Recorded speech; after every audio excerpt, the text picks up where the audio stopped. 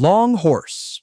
You are driving alone when a white horse skull rises above the trees beside the road. There is no body beneath it, only a pale neck stretching into the forest and bending between the trunks like a living spine. Then the bones begin to crack as Long Horse turns toward your car. Its skull has no lower jaw. Empty black sockets stare ahead. Thin strands of mane cling to the bone, and the vertebrae continue far beyond anything you can see. The neck can create new joints, twist through impossible angles, and pass through space without connecting in a straight line. A locked room or miles of empty road mean very little to something whose body ignores normal distance. But Long Horse is not a predator. Its arrival means a disaster or violent event is approaching. The cracking bones are a warning, giving anyone who notices them a chance to leave before the real danger arrives. So yes, the creature with the endless skeleton is somehow the helpful one. This universe has a strange Employee of the Month program. Its reach has no measurable end, and ordinary barriers cannot reliably keep it out. So when that skull bends over the road ahead, do not fear Long Horse. Fear whatever it came to warn you about. The Fetid King. Your computer freezes at midnight. The screen flickers, the room lights dim, and a new image appears, a skeleton wearing a jagged crown. Before you can delete it, the image duplicates. Then it duplicates again. Copies fill the screen, each more corrupted than the last. Then the file name changes to kingbirth.jpg. Soon the Fetid King is no longer facing sideways. He is staring at you. His stretched skeleton has an enlarged spine, an open mouth, and thin hair clinging to the skull. Malware was apparently not annoying enough. Now it has a ribcage and a monarchy. The Fetid King behaves like a living computer virus, but the infection is only the beginning. Once a device is corrupted, that body can force its way through the screen. Destroying the device may interrupt the spread, but it cannot kill him. The Fetid King cannot be killed by anything, and sharing the image carries the corruption elsewhere. That immortality places him among the most powerful creatures in this universe. You cannot stab a file, shoot an infection, or kill something that exists beyond the body crawling out of your monitor. So when Kingbirth JPG appears, skip the antivirus. Destroy the device before the king finishes being born. The man with the upside-down face. A photograph is taken at the scene of a deadly crash. Paramedics surround the wreckage. Witnesses crowd the road. A thin man in a dark suit stands among them with his entire face turned upside down. Nobody remembers seeing him there. The man with the upside-down face is invisible to the naked eye. Cameras are the only reason anyone knows he was present. He appears in photographs taken during disasters, after fatal accidents, and sometimes before the victims realize something is wrong. He feeds on grief, terror, pain, and every other emotion created by human suffering. He is a bottom feeder, not an all-powerful disaster god. He usually cannot create a catastrophe from nothing. Instead, he makes small problems worse. A damaged tire fails. An argument becomes violent. One bad decision triggers something much larger. That makes him powerful in a way most creatures are not. He does not need to overpower a crowd. He only needs to push one weak point and feed on everything that follows. By the time his smile is discovered in the photograph, the disaster may already be over. If you have survived the first 3, leave a like and subscribe. It will not improve your survival odds, but it will give the algorithm a complete record of your terrible decision-making. Siren Head. Halfway through a walk in the woods, a familiar voice calls your name from somewhere beyond the trees. It sounds frightened. It sounds injured. It sounds exactly like someone you trust. Then the voice repeats from the height of a telephone pole. Siren Head stands between the trees on 2 impossibly long legs. Its body is thin enough to resemble a dead trunk. Dry flesh clings to its ribs and arms like skin stretched over rusted machinery. Where its head should be, 2 enormous sirens grow from black cables and twisted tissue.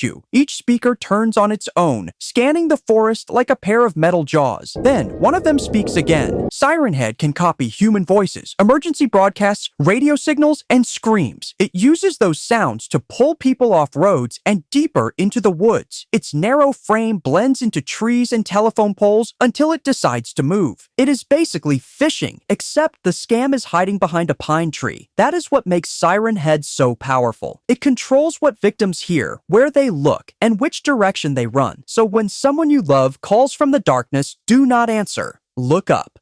The Wandering Faith.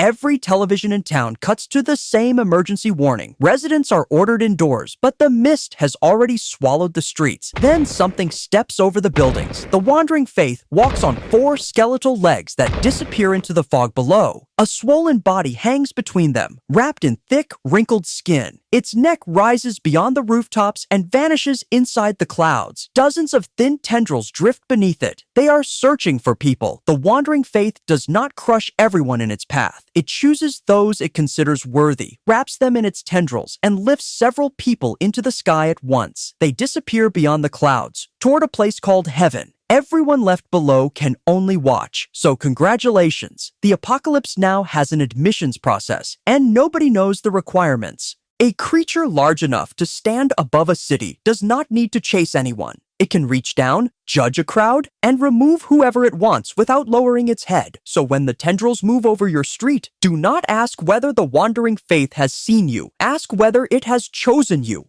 The wandering doom.